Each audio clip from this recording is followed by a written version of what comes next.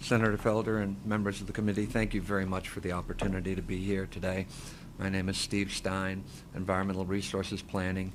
Our firm does nothing but litter-related surveys, statistical surveys, studies, and in-depth research. So that's all that we work with. And I want to try and help share some information in addition to my testimony, which you have, that I'm hopeful will be useful for you folks.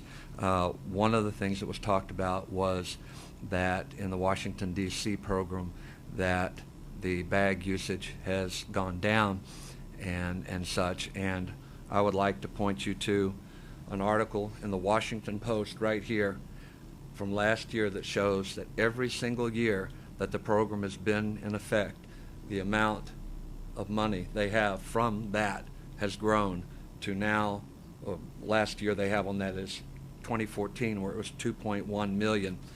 If you extrapolate that, I heard it was not all about the money. If you extrapolate that to the population of New York, all other things being equal, $26.7 million each year that would be tied up in this. So it's obvious from Washington, D.C. that putting a program like this in place does not stop people from using plastic bags, because if it did, then where's the $2.1 million coming from each year?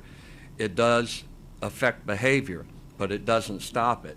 And people, as much as they may get used to using some reusable bags, they will also continue to use plastic bags. And as one other speaker said before, they many times are doubled because of the lightweight and because of the heaviness of groceries and such.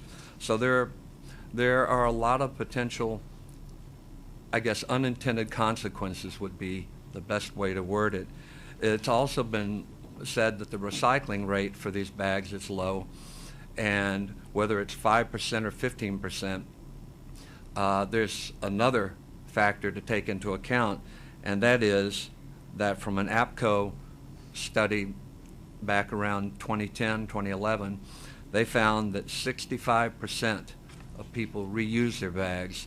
And if you think about the ways they reuse it, it makes perfect sense. Kitchen trash bags, bags to carry things in other places and such.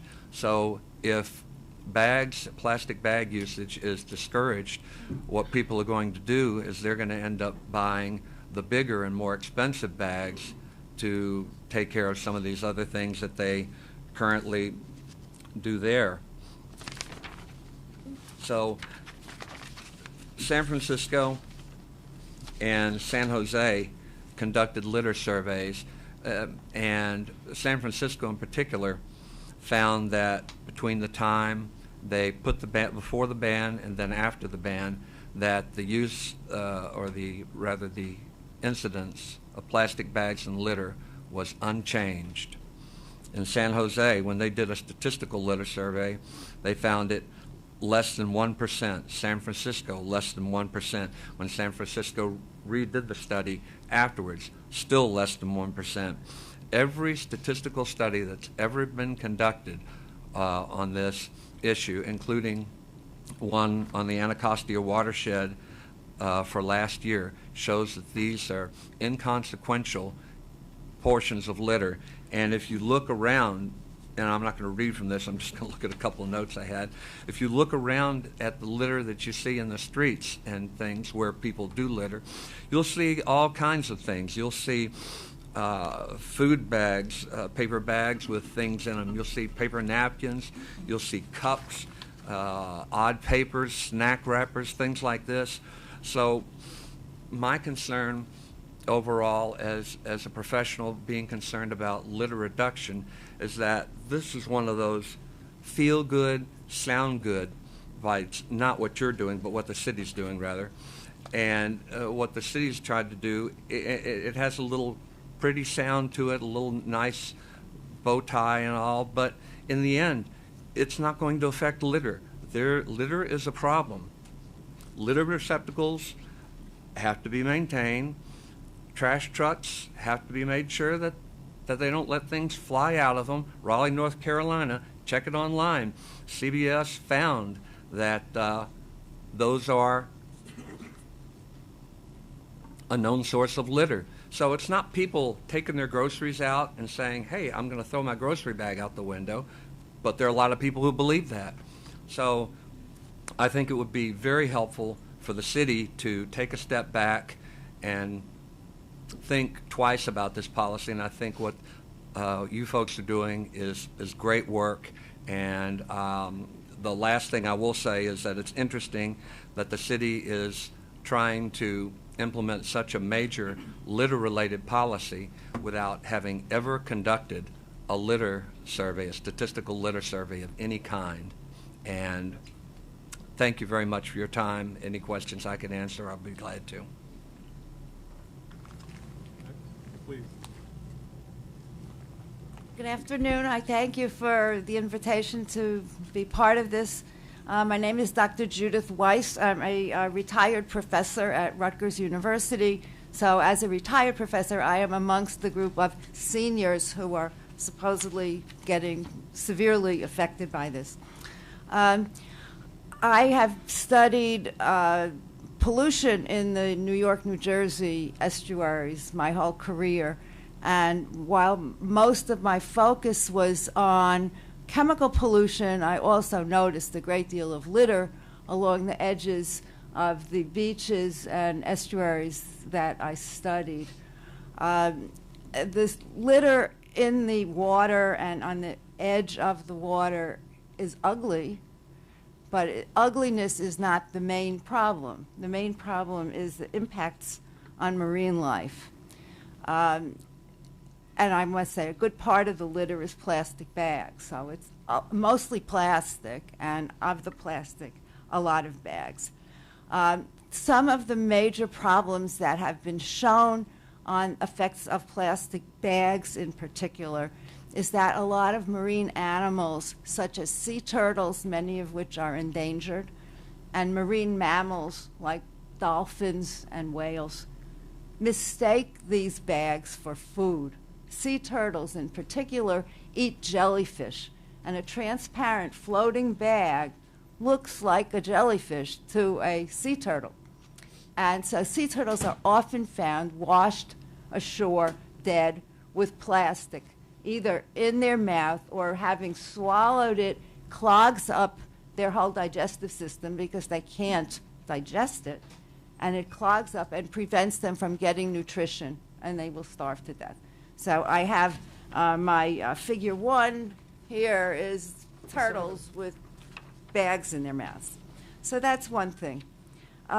Another thing that happens with plastic bags when they're in the marine environment or in a freshwater environment is that they're fragile, and water movements and bumping into rocks and whatever, they break up. So big pieces of plastic turn into smaller and smaller and smaller pieces of plastic, ultimately becoming almost microscopic in size. These are referred to as microplastics.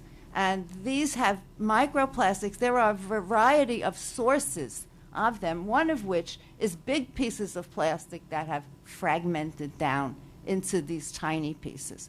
And these tiny pieces I show in the next picture. Well, actually, no. The next one is demonstrating that plastic bags are a significant part of the stuff that people find in beach cleanups. So this is from the Ocean Conservancy, the figure 2, showing cigarette butts, food wrappers, and plastic bags, beverage bottles, being major components of what people pick up during these cleanup days where volunteers will go along the beach to clean up. Getting back to the microplastics issue, the bags break down into these tiny particles. There's a picture of them on a penny showing you tiny, like the size of small grains of sand or even smaller. And these get mistaken for food by small things, by baby fish, by plankton, and by a bunch of things that we eat, like clams and oysters, shellfish that filter feed out of the water. Now, so this is a way that the plastics get into the marine food chain and can work their way up to us and directly to us if we're eating shellfish, if we're eating oysters or clams. We're not eating just the muscle like when we eat a fish. If you eat oysters or clams, you eat the whole animal, including the microplastics. So that's a good reason to be kosher and not eat shellfish. Parenthetical. Anyway, so another concern about the microplastics is that they attract toxic chemicals. So if there is in the environment, as we certainly have, as what I studied a great deal, mercury or PCBs or dioxins or other kinds of toxic chemicals, they attach onto the microplastics. So this is a way of getting them into the food web, attached on the microplastics that the little animals are eating. So that sort of magnifies the concern about that. So that's sort of the marine concern.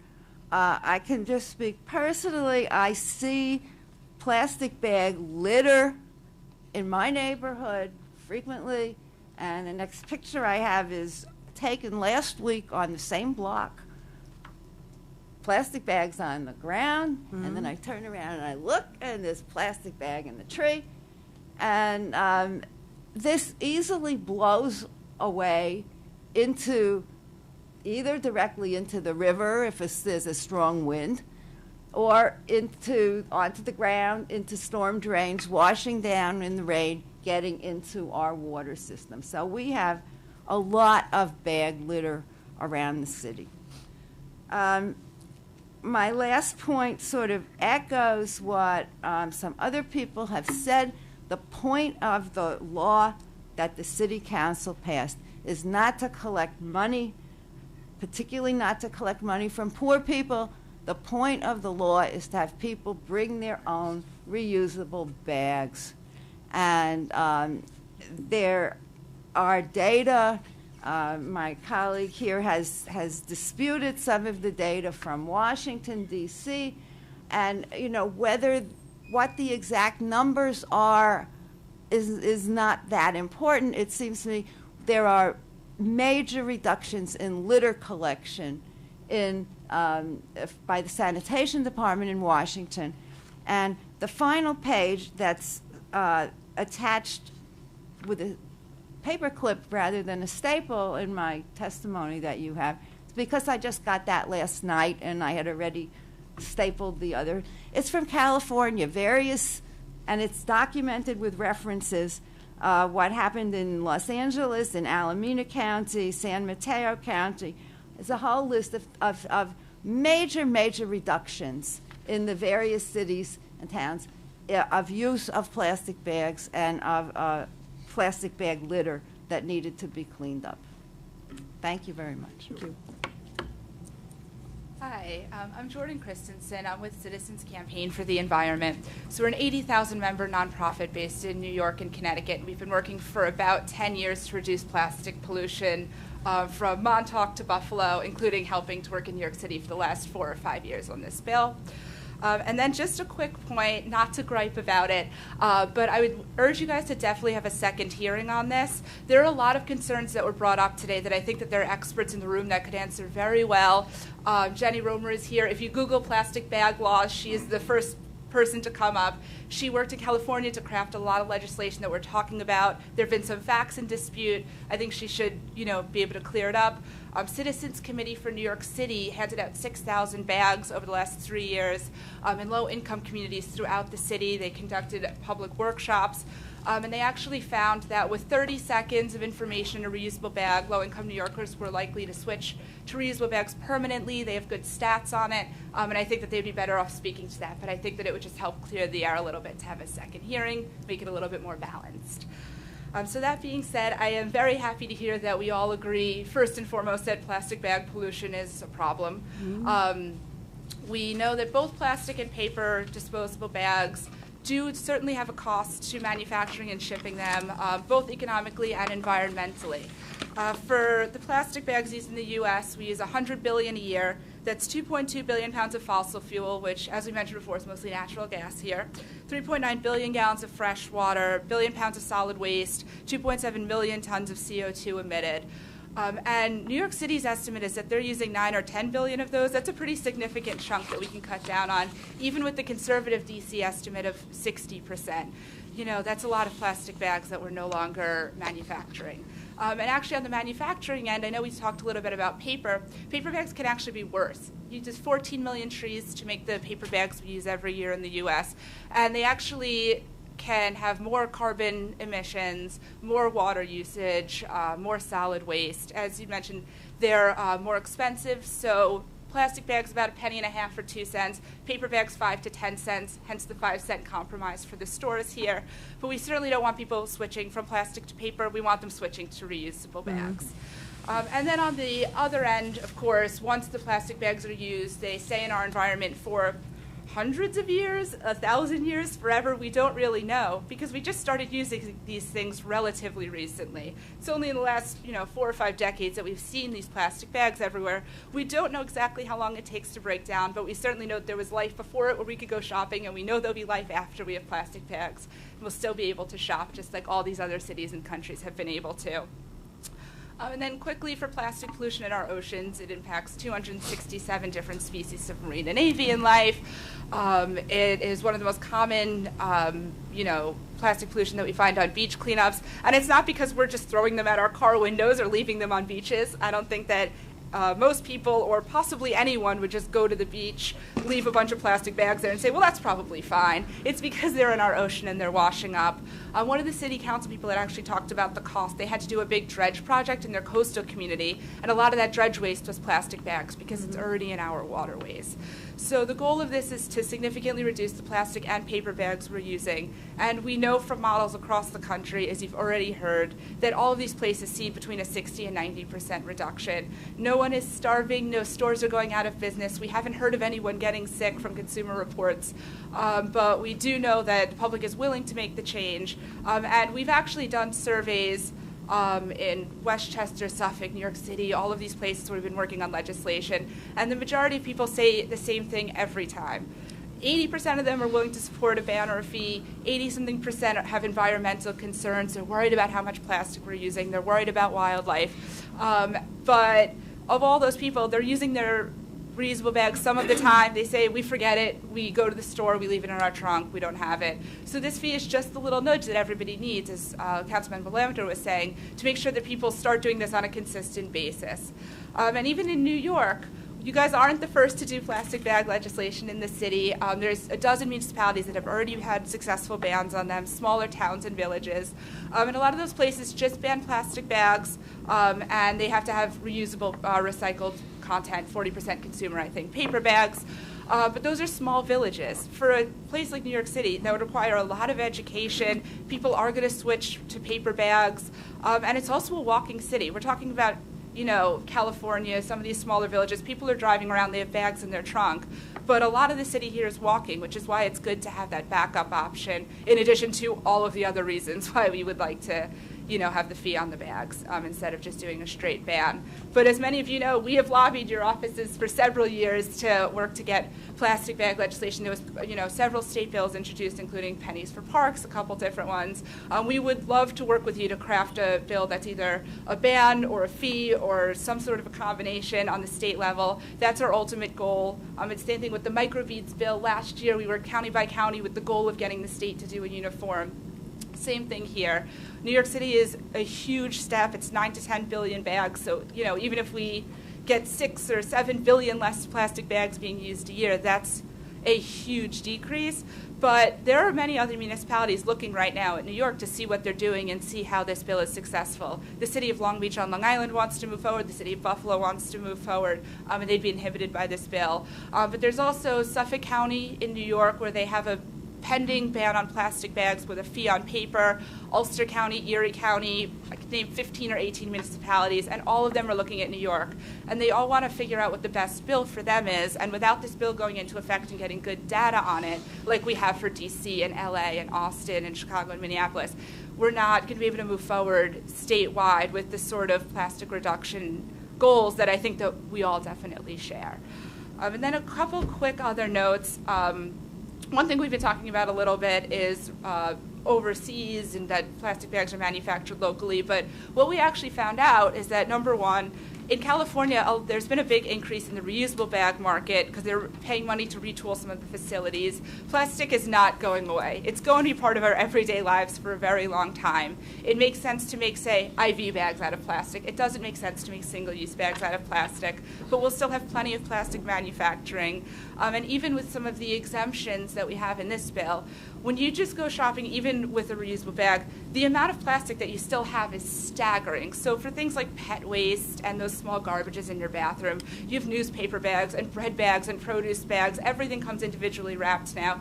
It's very, very hard to have a zero plastic sort of lifestyle. You're still going to have a lot of plastic in your life. You just have to be smart about the way you use it, and you don't need to say buy this iced tea, which I bought next door, and then they put it in a plastic bag because I wasn't looking, and then I said please put it out, and then they refused to reuse the plastic bag. That's the sort of thing that we're looking to prevent. Placing a fee on it just makes people think for a second, wait, these stores are already paying 2 cents or 5 cents or 10 cents for these bags. It's already built into the cost of groceries. We saw that happen with the fee in California municipalities. They have a 10-cent fee on paper. Some of that money, after the fee was collected, was brought back to consumers in the form of lower prices. We already know there's a municipal cost to cleaning them up. We know that they're clogging recycling machines. We know there's a huge environmental toll. We're just not thinking about it because we look away for a second and we turn away and our iced tea is double bagged. So all it does is make people stop for a second and think, wait, do I really need this bag? And what it's turning out is for 60 to 90% of people from China to Ireland to DC to LA, they're saying, no, we don't need that bag. And I'd be happy to answer any questions as well. But thank you for the opportunity. No clapping. My name is Lisa DiCaprio. I am a professor of social sciences at NYU, where I teach courses on sustainability, and I am speaking today on behalf of the Sierra Club Atlantic chapter to express our opposition to State Senate Bill S-336 and its companion Assembly Bill A-9904. I am submitting the Sierra Club Atlantic chapter's memorandum of opposition for inclusion in the official record of this hearing, and in my verbal testimony I will elaborate on and summarize the points made in this memo. We oppose the proposed legislation for the following reasons. As the New York State bill is intended to preempt City Council Intro number 209A, I would like to begin with the defense of this legislation, which would impose a 5-cent fee on single-use paper and plastic bags. The New York City Council passed this bill on May 5th of this year by a Democratic vote of 28 to 20, 28 for, 20 opposed, 0 abstentions. Intro number 209A is expected to be signed into law by Mayor de Blasio and will facilitate the One NYC goal of zero waste to landfill by 2030. I did not have the opportunity to attend the City Council hearing, but I did watch it on video. I was impressed by the extensive debate in the City Council which preceded the vote. This debate allowed City Council members to speak for and against the bill. The opponents of the bill repeatedly referred to the 5-cent fee as a tax, even though City Council Speaker Melissa Mark Viverito, in her introduction to the debate, clearly stated that this is a fee. If you could please not read the testimony. Well, I would appreciate it. All right, well, she repeatedly stated Yeah, sure. in her introduction that this is a fee that will only be imposed if a customer forgets to bring his or her carry-out bag to a store. As has been pointed out, these bags, paper and plastic, are not free. There has been testimony today about the 9 billion carry-out bags that are discarded, for which New York City must pay landfill fees. We also pay for the various kinds of environmental damage, as plastic bags in particular clog our waterways and oceans, and cause flooding. Plastic waste, as has been pointed out, is destroying marine life in our oceans. I would just like to emphasize the danger of this destruction. According to The Deadly Truth About Trash, an article that was published in the Humane Society newsletter based on information provided by Sharon Young, the organization's Marine Issues Field Director, quote, stranded whales, turtles, dolphins, and manatees have been found with plastic bags in their stomachs or dead from entanglement. In Hawaii, more than 1,000 small pieces of plastic were found in the stomach of a sea turtle. With climate change and pollution, we are wreaking havoc on our oceans, which are crucial for all life on our planet, and imperiling our own existence. And I would like to quote oceanographer Sylvia A. Earle. In her book, The World is Blue, How Our Fate and the Oceans Are One, she says, quote, the ocean drives climate and weather, regulates temperature, absorbs much of the carbon dioxide from the atmosphere, holds 97% of Earth's water, and embraces 97% of the biosphere, end quote. As has been pointed out, voluntary efforts have proven to be ineffective, and this is why several cities and countries throughout the world have imposed fees on single-use carry-out bags, which have, in fact, successfully changed consumer behavior and reduced the use of these bags. In California, 88 municipal governments have passed 67 ordinances on carry-out bags. Internationally, countries that have passed legislation include Australia, Bangladesh, Cameroon, Chile, China, Haiti, India, Ireland, Italy, Ivory Coast, Mali, Mauritania, Northern Ireland, Pakistan, Philippines, Rwanda, South Africa, and Tanzania. This legislation is intended to address a global crisis in pollution. Cities have the right, cities like New York City, I'm speaking as a New York City representative, and I'm a proud constituent of Councilmember Helen Rosenthal, who voted for the City Council bill. This Sunday, she will be giving out reusable bags at an event called Love Your Tree. And we know that several council members intend to do the same with various events throughout the city. And Mayor de Blasio has also stated his commitment to make reusable bags available to New York City residents. But I believe that we have the right as a city to impose fees on single-use carry-out bags, especially since our government and our taxpayers, by which I include myself, are responsible for the financial burden. This term has been used with relation to those who presumably do not have the ability to bring their own carry-out bag, but as taxpayers, we all have the responsibility for the financial burden imposed by the waste generated by these bags. I want to address the question of low income residents and senior citizens on fixed incomes, because this is brought up repeatedly as a reason for opposing the fee and for calling it a tax. The concept of a financial burden on low income and or fixed income residents presumes that people with fewer resources are less likely to bring their own bags to a store. This is a presumption. In fact, low-income people will disproportionately pay the environmental and financial costs of climate change caused by our reliance on fossil fuels, not only for the generation of energy, but also for the raw materials used in products such as plastic bags. And I would add that we all know that climate change will also lead to an increase in food prices. So if you say that, again, a disproportionate burden on low-income people will result from this carry-out bag fee, not a tax, let's also remember the increase in food prices, which is already happening all around the world as a result of climate change, drought, torrential storms, disruptions in transportation.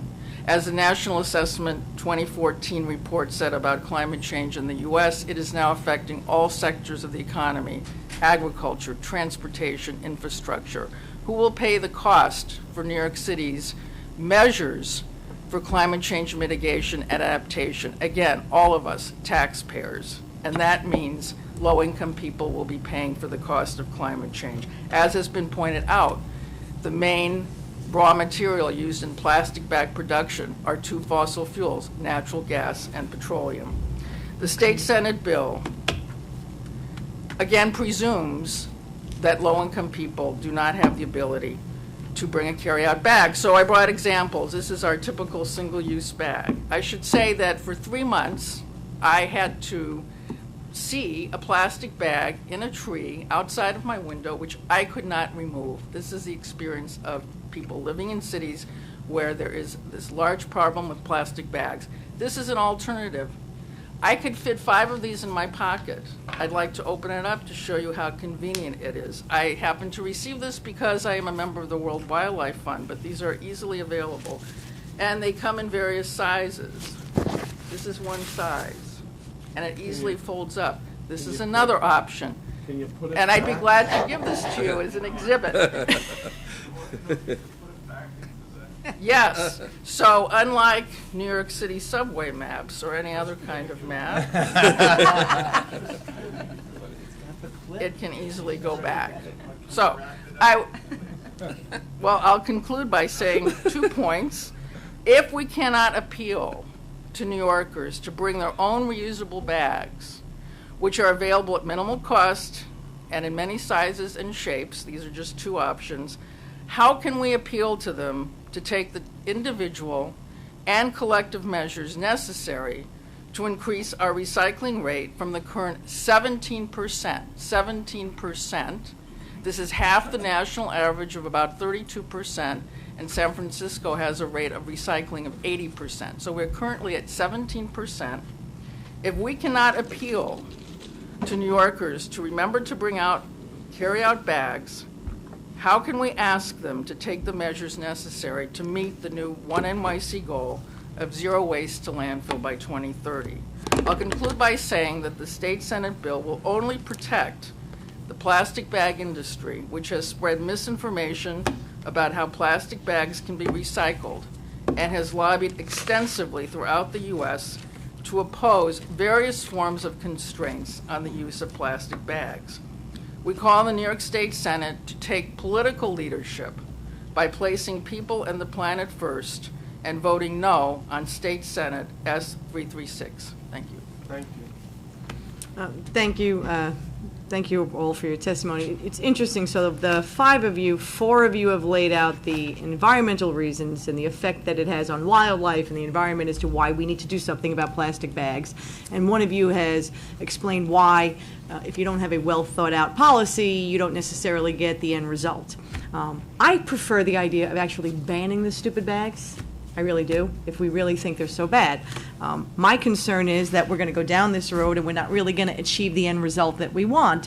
And as with the bottle bill, it's going to be very hard to look at it again. I lived through the bigger, better bottle bill discussion because people get very dug in. One of the reasons why we have inconsistency with recycling in not just New York City, but around the rest of the state is because we have inconsistency in our recycling policies. We make it incredibly difficult for people to recycle. Now, if you live in a place like Staten Island where most people are homeowners, it's easier. You know, you have a blue bin and a green bin in front of your house and you can do it. If you live in an apartment building in New York City, maybe your superintendent has places for you to bring it. Maybe they don't. Maybe you're able to. So it's always inconsistency that leads to inconsistent outcomes. That's why I'm concerned about the approach the city is taking. And finally, I've heard many of you tell us again about fees and taxes. I know why this is not a tax. See, taxing authority, I'm a senator, I know this. Taxing authority is granted by the taxing authorities, and that is us. So we know why it's a fee. So let's stop pretending that the city council did something different or innovative. They couldn't get authority from us, but most importantly, because they didn't seek it. They didn't ask our input. They didn't come to the legislature and say, let's develop a policy that makes sense for New York City. Maybe New York City could be the pilot program. That's what we're concerned about. We all agree plastic bags are bad for the environment. They're bad for wildlife. They're bad for marine life. They're bad for everything. I have never met a plastic bag lobbyist in my life. I don't know who the hell they are. I'm not concerned about that issue. I am concerned about the development of what is an inconsistent policy that I believe in the long run will not achieve the stated goal, and it will just serve as the irritant that it has been proposed that it should be. And that's why I think we need to slow this down, work a little together. We have time. Maybe we don't need another hearing on this, Senator Felder. We're not going anywhere. Legislature is in session in Albany for a few more weeks. We invite anybody who didn't get to speak today. Do we have more people speaking yet? One more. One more. Anybody who's not on the panel certainly can come and see us in Albany. My office is open. You can visit me. You can lobby me. You can discuss it with me. You can convince me. You can do whatever you have to. I'm all ears. We want to be part of this discussion because we all have a vested interest in a cleaner environment. And finally, on the issue of paper, you're young. You're so young. I'm old enough to remember when we all used paper bags. And you know what we had when we had paper bags in this city? Roaches. So we don't need paper bags either. We need a sound, consistent environmental policy that works for everybody. So I want to thank all of Can I you ask for your it- concern. Can we ask one yes, question? Sure. Well, if you had allowed Jenny Romer to speak today, she could have discussed why the proposal was for a fee. I know why, Not a because you can't impose a tax without No, I said Albany. a fee rather than a ban, because in many cities, localities, the plastic bag industry has filed lawsuits against a ban, number one. That's a possibility. Secondly, my question is, if you are saying that there's a financial burden for low-income people to pay a 5-cent fee, what happens when there's a ban? They go to the store, they forget to bring their carry-out bag, and there's a ban. What do? How do they carry home their groceries? Obviously, a ban is highly unlikely, but perhaps we could have Well- had a bigger discussion about how do we move to an eventual replacement of plastic as a way that people would carry their bags home. Or is it possible, I've been told, I don't know if this is true, maybe we'll find out further in other discussions around this issue, that there are bags that are recycled from other items or something. And I make a point about that too. Several of us went on a tour last Mm-hmm. year of the Sims Municipal Recycling Plant, and even though we knew about the 9 billion carry-out bags that are not recycled annually, I think we were all very impressed by the huge amount of plastic bags in that facility that could not be recycled. And when we say recyclable, there are two aspects. There's the technological aspect and there's the economic aspect.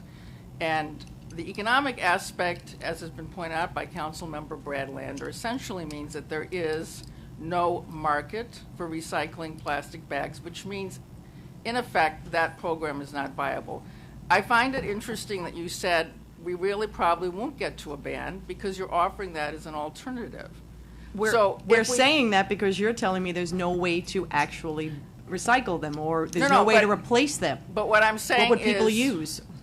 when you say that in all probability a ban could not be passed, when you offer a ban as an alternative, that means it's not really feasible from the legislative You don't point. misunderstand me. I'm not offering a ban as an alternative. You're you're putting forward the false suggestion that we prefer the use of plastic because somehow we're concerned about the plastic bag industry. I don't care one way or the other about the plastic bag industry. I really don't. If we're so concerned about the use of plastic bags, I would say it would make more sense to ban them outright. You're suggesting that there's no alternative really to them. Maybe there isn't. I don't know that. I honestly don't know that. I don't think paper bags are the alternative either for a variety of reasons. I do think, though, that we're not going to achieve the stated goal of reducing the amount of plastic bags that people use the way we all think we should with the policy that has been adopted by the City Council right now, because I don't think it's consistent. I don't think it applies across the board. I think people are still going to use them, and I don't think we're going to get to where we want to go. Okay, the next panel. Our next panel, we're going to combine the last two together if we could. Ramon Murphy, Maston Sampson, John Feritich, Eli Amsel, Kenneth Trottier, and Teresa Bazbaz. Thank you. Well, I'm Thank good. you. Thank Thank you, you brother. very much. Thank you for thinking of us. I appreciate it. Okay, No, good, thank you.